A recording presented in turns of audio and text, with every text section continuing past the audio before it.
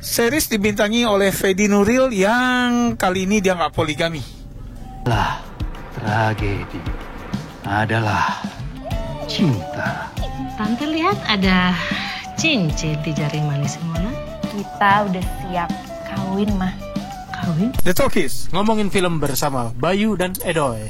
Serial Kejarlah Daku Kau Kutangkap. Ya, ini seriesnya Vision Plus, tapi tayang juga di Netflix nih, sama kayak Just Wanna Say I Love You, Bay.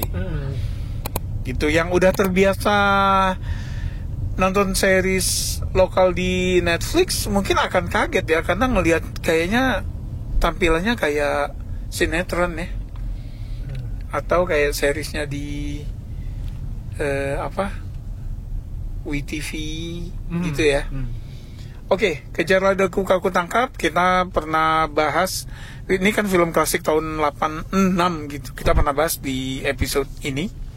Sekarang diadaptasi menjadi seri sebanyak 12 episode. 12 episode. Fedi Nuril sebagai Ramadan, Anggika Bolserli Ramona, Dewi Sasono jadi Markum, dan Mas Ayu sebagai Marni. Ini 4 tokoh utamanya nih. Title lengkapnya series ini adalah Asrul Sanis Kejarlah Daku Kau Kutangkap. Jadi ini udah benar-benar mengklaim ya, dia mengadaptasi karya Asrul Sani ini. Disutradari oleh ini director yang sebetulnya udah veteran nih, dari tahun 90-an. John Derantau. Jadi kalau di filmnya ini kalau di filmnya tahun 80-an, Ramadan itu fotografer koran.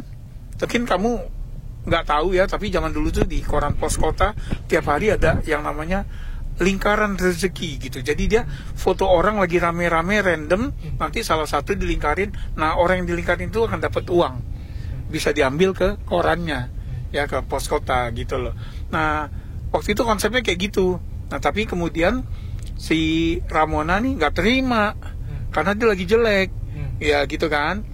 Tapi itu meet cute-nya mereka ya, karena di film di 15 menit pertama mereka berantem kemudian nikah gitu. Nah, di series ini dielaborasi menjadi mereka nikah baru di episode 6 kalau nggak salah. Ya, dia masih bekerja sebagai fotografer di sini ya. Dan fotografernya tuh dia model gitu kan ya, ada yang model, ada makanya kan ada yang ke lapangan, jadi agak kurang jelas nih gitu, dan majalah gitu kan.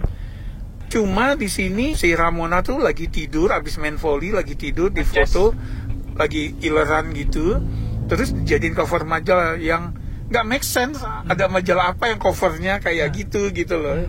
Kalau di dalamnya masih oke gitu, ini cover kayak gitu. Kemudian jadi nggak terima, dia nuntut ke majalahnya. Nah, si bos majalah bilang, Ramadan lo harus minta maaf nih biar kita nggak dituntut. Jadi ceritanya gitulah. Ya, sama juga terus di side story si Ramadan ini punya roommate Markum ya. Pamannya Markum. Pamannya Markum. Yang anak filsafat ya. Yang kalau di film ini digambarkan kayak abang-abangan filsafat itu yang kayak yang kayak gitu ya. Yang gondrong, jenggotan, kumisan, nggak mandi gitu kan. Kalau ngomong selangit. Ya, kalau di aslinya memang eksentrik. Quirky gitu ya. Kalau di sini enggak, kayak bego aja udah. Cuman aneh, eksentrik aja kalau original. Sama full of bullshit gitu. Nah, oke. Jadi apakah fair membandingkan dengan filmnya? Ya karena ini source-nya dibilang dari film itu, menurut gue sih fair aja gitu. Tapi mungkin nggak apple to apple juga, karena ini kan series ya.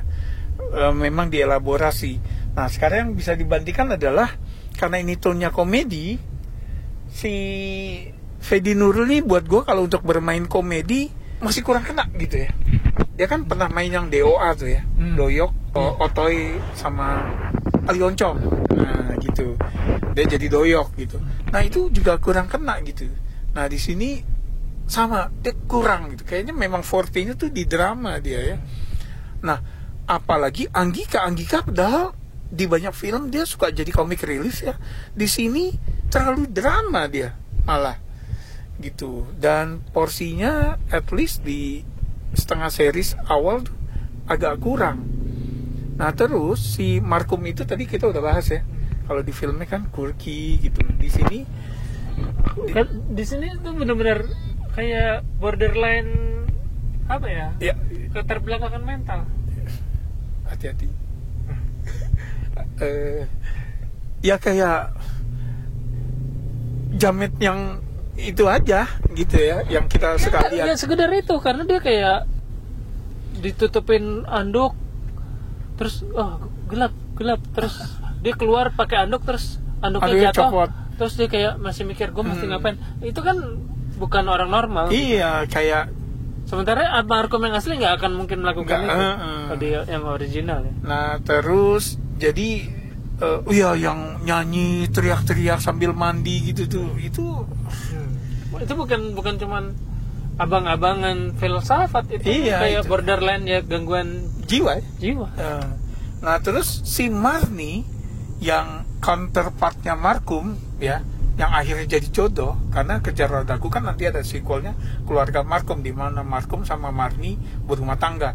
Nah Marni di series ini tuh jadi villain entah kenapa gitu. Jadi kalau dulu kan mereka sekedar clash ya.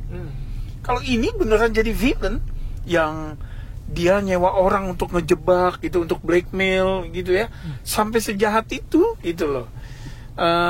Dan juga powernya nggak jelas, dia kayak manajer atau agent, tapi kok bisa meng-hire orang gitu ya untuk sebuah project seolah-olah dia produser gitu loh. Nah terus satu lagi yang di sini kurang jelas, si Ramona tuh masih mahasiswa. Si Marni gue nggak tahu nih apa ya gitu. Nah terus si Ramadan masih bolak-balik kampus. Temennya mahasiswa juga yang tampangnya udah tua tuh. Ya kan? Yang mengeluarkan kata-kata kasar di series ini yang Untuk apa ya tujuannya? ya jadi gini, kalau lu pernah nonton filmnya John Derantau, dia kayaknya memang gitu deh. Ya, misalnya kayak Ramadan di awal-awal di episode pertama aja dia foto model yang pakaiannya seksi gitu kan, kayak gitu. Itu kayaknya memang agak-agak fetish sama, yang nggak salah sih gitu. Cuma dia masukin itu ke karya-karyanya dia gitu loh. Yang ada kata-kata vulgar juga lah yang nggak perlu gitu. Jadi kalau buat gue ini series nggak cuma buruk tapi merusak legacy film aslinya. Gue kalau jadi keluarga Asrul-Sani marah gitu. Iya, gue setuju kali ini sama lo. Jadi gue berharap ya, maksudnya markomnya terlalu berubah itu sebetulnya yang Rusak ya, rusak jadinya. gitu. Jadi Kenapa kita harus kayak gitu? kita tuh nggak berharap banyak bahwa bakal selevel filmnya gitu ya. Tapi kita berharap ini bisa menghibur. Nah, tapi kita juga nggak kepingin sejelek itu gitu. Kita nggak expect sejelek itu. Gitu. Kayak momen Ramona jatuh cinta ke Ramadan tuh kayaknya nggak ada. Tahu udah cinta-cintaan aja. Iya benar. Gitu. Nggak ada momen yang oh iya dia nih jatuh cinta gitu loh. Nggak ada gitu. Nah sampai age gapnya mereka sendiri ini kurang jelas gitu loh. Gue pikir nih Ramadan masih ke kampus, jangan bilang dia kuliah ya gitu kan, tapi mondar mandir gitu kan. Nah terus tapi di satu sisi dia sempat ada dialog yang bilang dia udah berpengalaman 10 tahun jadi jurnalis, jadi fotografer. Berarti kan nggak jelas tuh ya. iya udah dewasa banget juga nih.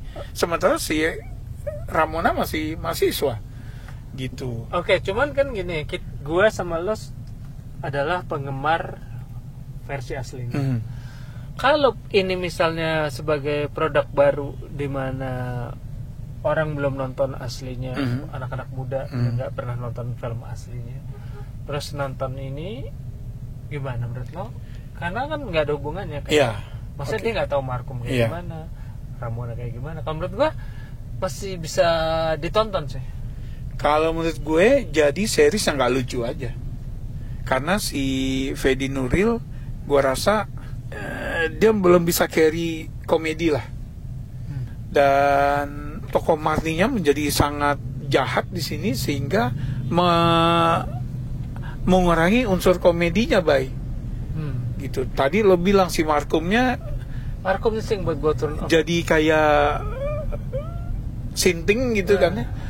Itu juga jadinya nggak lucu gitu. Nah ini komedi yang nggak lucu aja, sama tokoh temennya yang cabul banget gitu ya. Jadinya nggak lucu gitu. Jadi series komedi yang nggak lucu kalau memang nggak nonton film aslinya gitu. Skor. Kalau gue ya, kalau menurut gue ya, penonton baru yang nggak ngeliat serinya mungkin masih bisa melihat, oh nih seri lumayan lah ngabisin waktu buat ini. Kalau misal karena ada Eli Sugigi.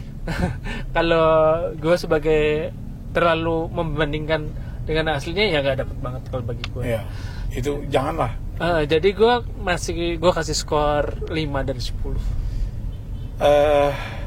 Gue memang agak sulit, gue bias gue bias agak, jadi jujur aja agak sulit memisahkan series ini dari film asli yang gue suka banget gitu. Jadi ya udah emang bias gitu. Nah gue nggak bisa ngasih lebih dari 1. Oke. Ya gitu, serial Kejar Ladaku Kau Kutangkap. Gimana, mungkin ada yang mau komen? Apakah ada juga nih penggemar Kejar Ladaku Kau Kutangkap yang asli, yang enjoy film ini? Gue nggak tahu deh. Atau yang memang udah langsung nonton seriesnya aja. Mungkin nggak di Netflix tapi di Vision Plus kemarin gitu, karena ini kan seriesnya tayangnya mulai di Netflix sih baru, di Vision Plus kayaknya udah lama ya? Udah beberapa bulan deh gitu ya. Nggak tahu juga sih. Gitu, mungkin silakan tulis komen. Kita justru pengen denger dari penonton baru ya, Bay. Gitu loh, gimana ngelihat series ini. Oke, makasih udah mampir ngeluangin waktu kita meracau nih berdua. Bapak-bapak meracau. Makasih. Sampai ketemu di episode berikutnya. Salam.